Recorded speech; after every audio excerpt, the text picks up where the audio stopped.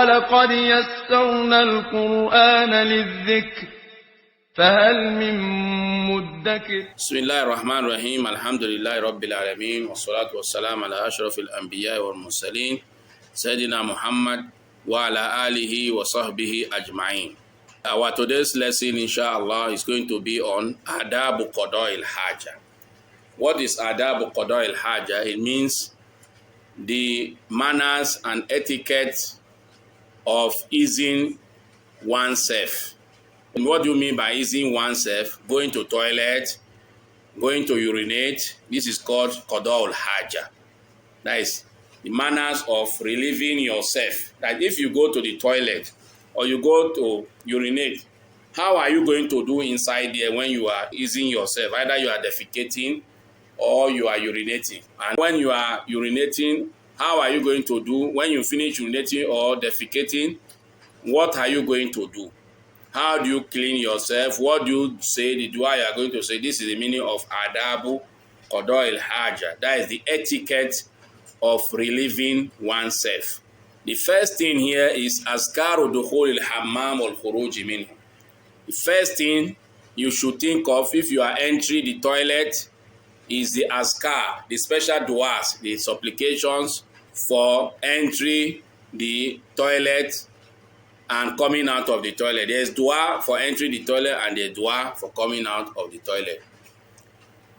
The hadith we are going to read here, there are two hadiths about this particular one. The first one is hadith of Anas radiyallahu anhu. Anas, may Allah be pleased with him, narrated that كان النبي صلى الله عليه وسلم إذا دخل الخلاء قال اللهم إني أعوذ بك من الخبث والخبائث متفق عليه. Anas radiallahu ta'ala anhu said that the Prophet ﷺ, whenever he wants to enter the toilet, he used to say, Allahumma, O Allah, inni a'udhu bika, I seek refuge in you, min al-khubuthi wal-khaba'ith, from the jinn, those that are male and those that are female.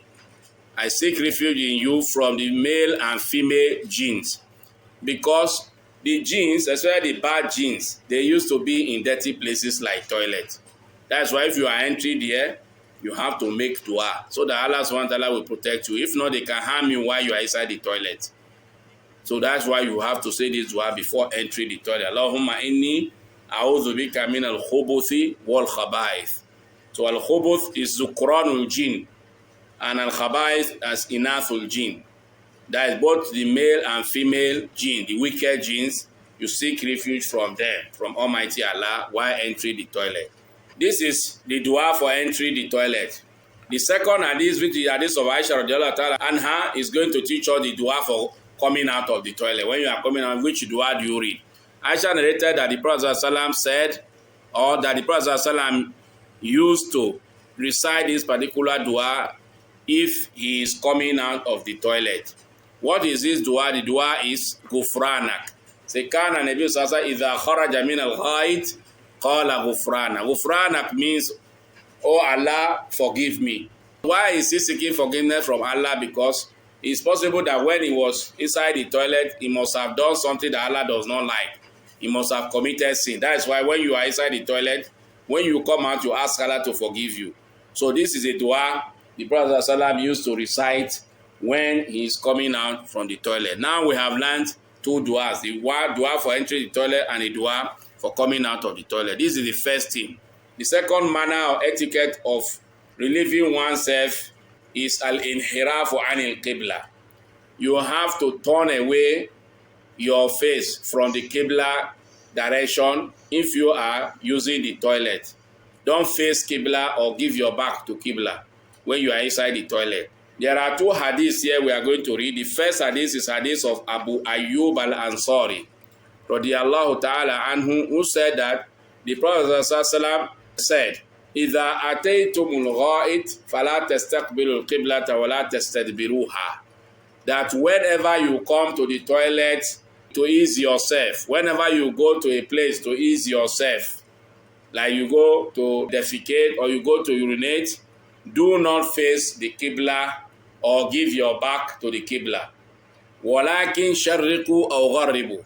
So if they tell you the Qibla is here or is here, don't give it your face or give it your back. That means you should face the east and west part of it. But don't give your face or your back to the Qibla. So this hadith is muttafaqun alayh, is agreed upon by Imam al-Bukhari and Imam Muslim. So when you are inside the toilet or when you go to ease yourself, try to know the direction of the Qibla. If they tell you or you discover that this direction of Qibla, don't face it or give it your back. You should face the east and west part of it. The second hadith is hadith of Abdullah ibn Umar radiallahu anhuma, who said that Raqitu yawman ala bayti Hafsa li ba'di hajati, that I had some needs on a particular day and I climbed over the roof of the house of Hafsa. So he climbed over the roof. فَرَأَيْتُ النَّبِيَّ صَلَى اللَّهُ عَلَيْهِ وَسَلَّمْ يَقْضِي حَاجَتَهُ. Then I saw the Prophet ﷺ relieving himself, maybe using the toilet. And the Prophet ﷺ was facing Sham, Syria. Sham is Syria now. Mustadbir al-Kaaba.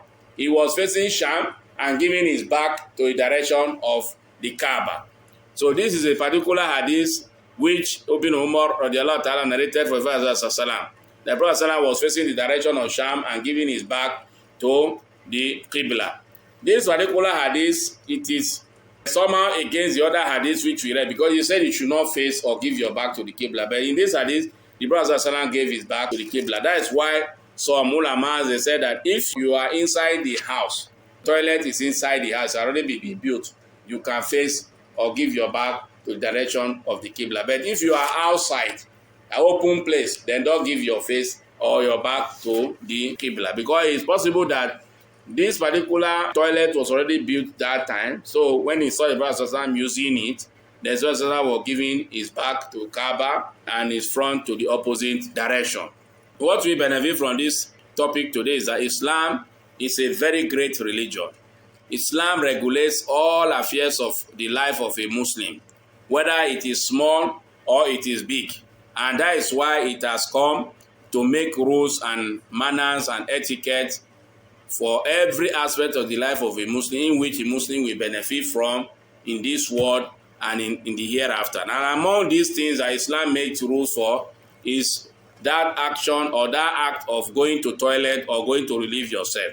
So the Prophet ﷺ made some rules that are desirable, that are mustahabba, and he made some other rules that are compulsory, wajib, that a Muslim must have to consider whenever he's using the toilet. So among the adab al-mustahabba, when we say mustahabba means desirable, which means it is not wajib, it's not compulsory, is that the person has to say a'udhu billahi minash shaitani rajim when you are entering the toilet. That is why he taught us this particular dua, that when you are entering the toilet, you say Allahumma inni a'udhu bika minal khubusi wal khaba'ith.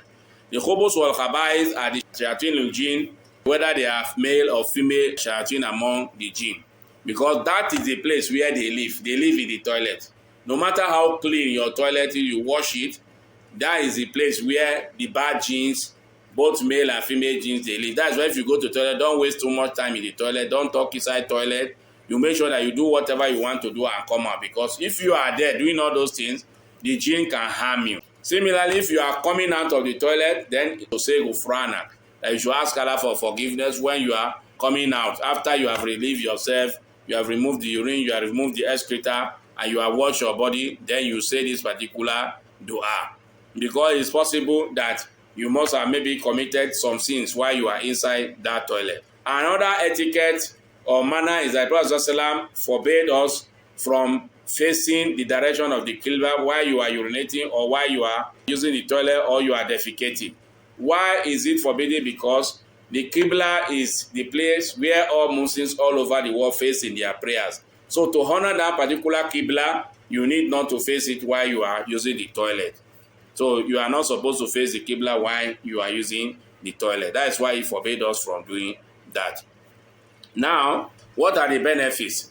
There are three major benefits we get from this hadith. The first one is that it is desirable for a Muslim that whenever you want to use the toilet or enter the toilet, you have to say a'udhu billahi minal khubuthi wal khaba'ith. Everybody should know and memorize the dua.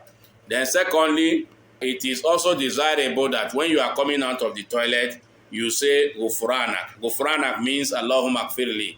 Oh Allah, I seek your forgiveness. Oh Allah, forgive me. Then the third etiquette, faida, or benefit we benefit from this lesson today is that it is forbidden to face the Qibla or give your back to the Qibla while you are using the toilet. Either you are urinating or you are defecating. Wa sallallahu wa sallama ala nabiyyina Muhammad wa ala alihi wa sahbihi ajma'in.